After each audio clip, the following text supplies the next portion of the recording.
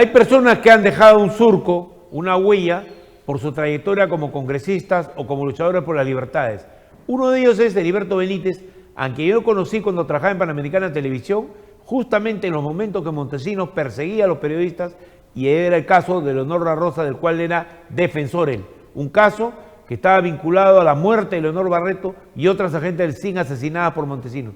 Y Heriberto tuvo el valor de estar al frente de esa batalla legal por defender los derechos de aquella que fue una agente del Servicio de Inteligencia que proporcionó información que llevó finalmente a la caída de la dictadura, ella y otros que brindaron la información necesaria para que la prensa actuara en contra de la dictadura corrupta.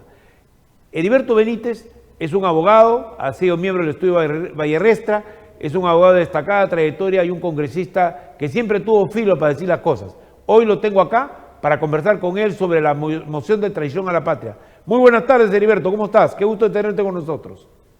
¿Qué tal, Julio? Muy buenas tardes. Gracias por tus palabras. Heriberto, la primera pregunta es, ¿qué hay de esta moción de traición a la patria? Porque la verdad es que ya se ha vuelto una especie de comedia de equivocaciones, ¿no? ¿Cómo la ves tú? Bueno, de acuerdo a la audiencia que pudimos ver todos en el Tribunal Constitucional, va a haber una sentencia que declarará fundado el habeas corpus y esa acusación constitucional se irá al tacho, al archivo. Se irá donde nunca más va a poder ser retomada, porque la verdad que es un documento vergonzoso que no tiene argumentos, no es sólido, no tiene fundamento, no tiene sustento, porque en ningún momento el presidente de la República cometió delito de traición a la patria y ni siquiera hubo tentativa, intención o posibilidad de cometerlo. Así que creo que ahí el Congreso falló, fracasó, y lo más grave aún, el abogado que enviaron para sustentar fue un desastre jurídico lo que dijo y dejó mal parado no solo al Congreso, sino a los propios abogados del Perú. Relevante resulta la participación del tribuno que nosotros conocemos bien, el miembro del Tribunal Constitucional que lo rebatió, que fue realmente feroz en la solidez de su argumento, ¿no? Bueno, es evidente que el magistrado le preguntaba de todo y el abogado no sabía qué decir. Incluso, Julio, le preguntó si en el Perú había delitos de opinión y el abogado trataba de evadir la respuesta, cuando todos sabemos que no solo en la Constitución, sino en los tratados internacionales se señala que nadie puede ser molestado a causa de sus opiniones. Así lo dice el Pacto de San José, el Pacto de Nueva York y la Declaración Universal de Derechos Humanos. Nadie puede ser molestado a causa de sus opiniones. Y el abogado no sabía qué responder. Entonces, partiendo de esa premisa, más otros temas, es evidente que el Tribunal Constitucional va a declarar fundado el habeas corpus y le va a dar un jalón de orejas al Congreso, ¿no? Claro. ¿Tú recuerdas al tribuno que incluso trabajó con nosotros en el Congreso? ¿Cuál es su nombre? ¿Rodríguez Tixe, Bueno, creo que es? Gutiérrez Tixe. Gustavo Gutiérrez Tixe. Gustavo Gutiérrez Tixe, un huancaíno recio, ¿no? Porque él dio los argumentos más sólidos. O sea, es bien interesante saber que en el tribunal, de todas maneras, sean de derecha, de izquierda o de centro, siempre habrán uno o dos paladines de la libertad, ¿no? Claro, y lo importante también es que comience a desarrollarse el llamado control convencional. O sea, que entiendan que los tratados internacionales forman parte del bloque constitucional. Y lo que ha hecho el magistrado es hacerle preguntas simples, sencillas, académicas y básicas que debe conocer todo abogado y todo ciudadano. Y quien defendió al Congreso no sabía responder nada. Así que eso suma a la vergonzosa acusación constitucional, creo yo, para que se declare fundado el habeas corpus y el tema se vaya al tacho. Con todo respeto lo digo, ¿no? Ojo que está, claro que sí, con todo respeto se manda al tacho una acusación de ese tipo. Yo quisiera decirte lo siguiente, ahí no hay que olvidar que ha participado el ex canciller Tudela, y yo quisiera recordar un hecho que tiene que ver con los vínculos de Tudela con Chile. Y tú recordarás a Rasmussen, un famoso millonario chileno que proveyó los fondos para que Fujimori fugue de Japón a Chile. Y además que hubiera ahí toda una campaña a favor del chino mientras él estaba ahí intentando entrar al Perú de mala manera, pero todo terminó mal porque perdió Piñera y ganó Michelle Bachelet, y ella pues inmediatamente puso a la justicia ahí a actuar contra el chino Fujimori. Lo importante y lo relevante es que Rasmussen es una vieja relación del señor Tudela, que además enseñaba en una universidad chilena, y él, junto con otros integrantes de Fuerza Popular, tuvieron un rol destacado en esa migración forzosa del señor Tudela a Chile, y ojo, que el plan ahí era un ingreso triunfal del chino tipo golpe de Estado al Perú, no era un desarrollo democrático de una elección como la de 2006, era para parar Humala y para terminar con cualquier opción y posibilidad de que pudiera haber en el Perú una consolidación de la democracia, ¿no? Así es, por eso es que para muchos peruanos la fujicracia es nociva para el sistema democrático. Ellos, con tal de llegar al poder, son capaces de hacer cualquier cosa y aliarse con cualquiera. Claro. Ya lo han demostrado, no solo con el intento de ingreso de Fujimori por Chile, sino además que aun cuando tenían más de 70 parlamentarios en el Congreso, en lugar de construir, se dedicaron a destruir el sistema democrático, la democracia representativa. Entonces, ahí tienen la lección, pues, no entienden, no aprenden, y el comportamiento es propio de una autocracia. Doctor, acá hay una cosa que a mí me parece muy importante, que es algo de lo que dijo Gutiérrez Tixe, que me pareció muy importante, el tribuno que se enfrentó al del Parlamento. Él dijo lo siguiente, dijo que aquí estaba en juego las relaciones del Perú con varios países, y eso es algo en lo cual los fujimoristas siempre han sido inescrupulosos, como ese intento de venir desde Chile al Perú, que obviamente comprometía al gobierno chileno y obviamente al gobierno de Piñera, que iba a estar metido ahí con todos los pinochetistas, jugando contra los intereses del Perú. Pero aquí dijo Gutiérrez una cosa importante, dijo, ¿cómo es posible que con un gobierno que fue con nosotros a combatir contra Chile terminemos nosotros jugando la carta de Chile en este proceso? O sea, esa es la gran incógnita. O sea, no es que Chile sea enemigo nuestro, pero ciertamente hay intereses diferentes y al Perú no le conviene de ninguna manera jugar en contra de los intereses de Bolivia, ¿no? Claro, además desarrolló el tema de la integración. Acuérdate que recordó a Aya de la Torre, a José Carlos Mariátegui, a Antenor Orrego, Víctor Andrés Belaúnde y a todos los que habían propugnado una integración interamericana o también, como decía el APRA en uno de sus planes básicos de gobierno, la integración indoamericana, ¿no? Entonces, creo que Gutiérrez Tixe puso los puntos sobre las IES, aclaró bien la situación y además hay que agregar que en el Perú, en los últimos 20 años, 5 expresidentes han hablado de la posibilidad de salida al mar para Bolivia por hilo.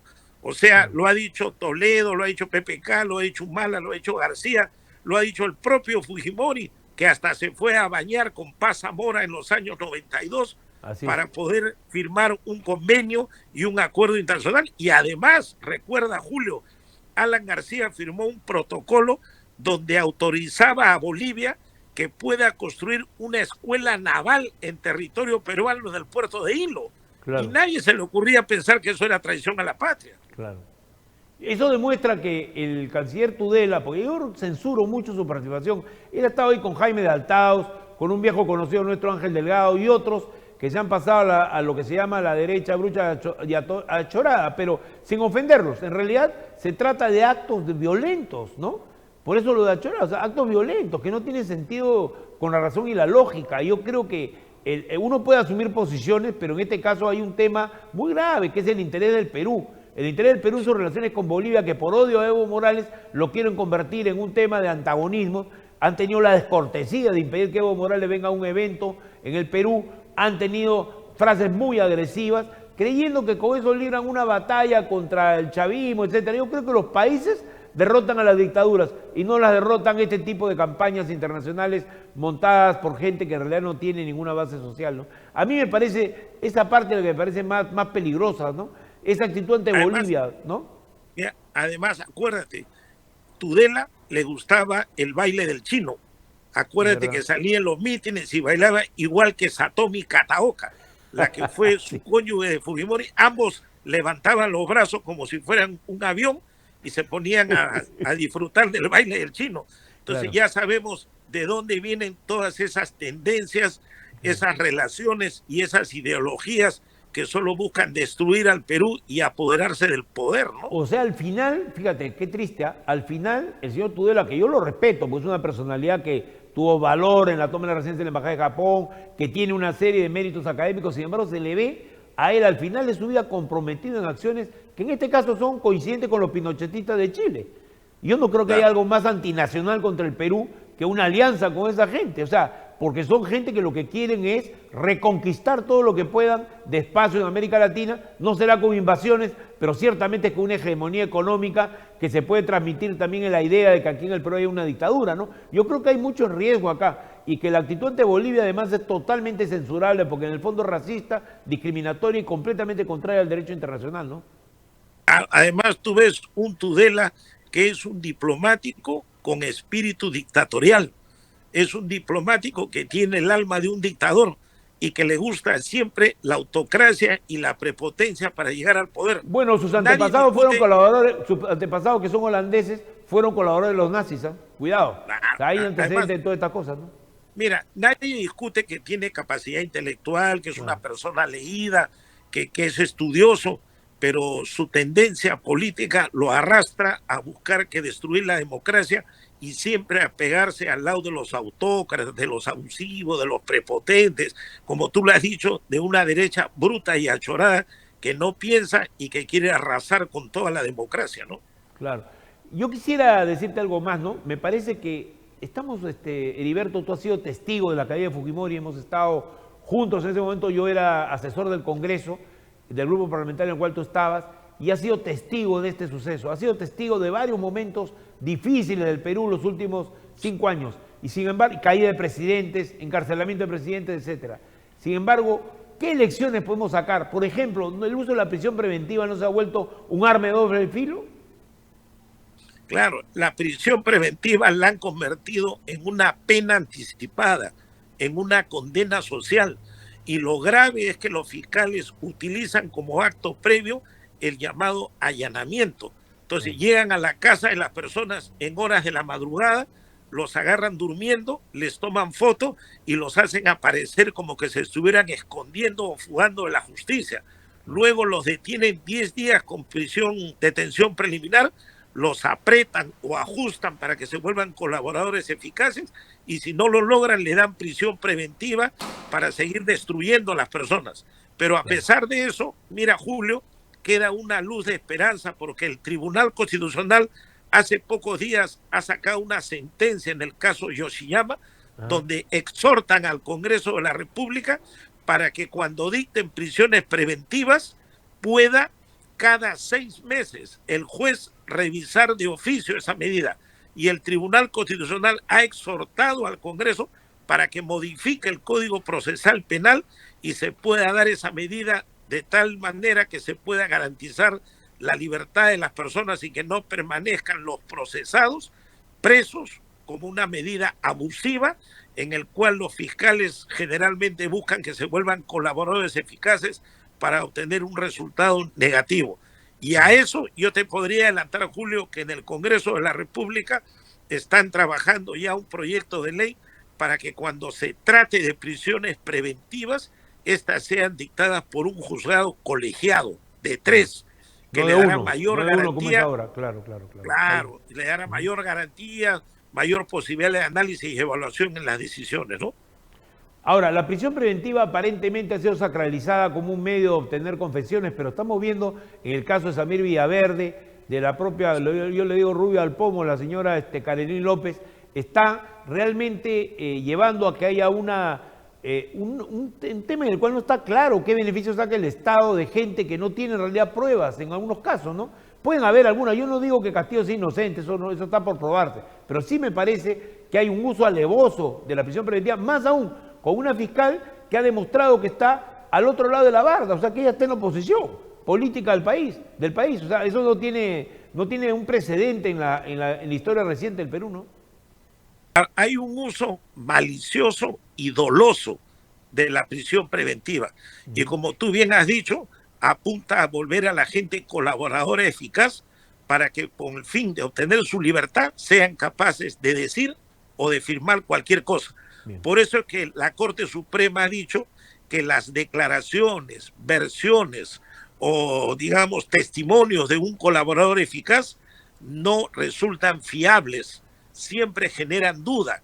Y Claro. si a eso le sumas que los tratados internacionales dicen que toda declaración obtenida bajo coacción carece de valor legal, ¿cómo no va a ser coacción que primero lo metan preso, después lo amenacen con enviarlo a la cárcel y lo obliguen a firmar ciertas versiones? Entonces, pues es evidente que hay una coacción, hay una conducta dolosa, maliciosa y hay una pena anticipada, porque a quien lo ven entrar a un penal, ya la sociedad lo describe como culpable.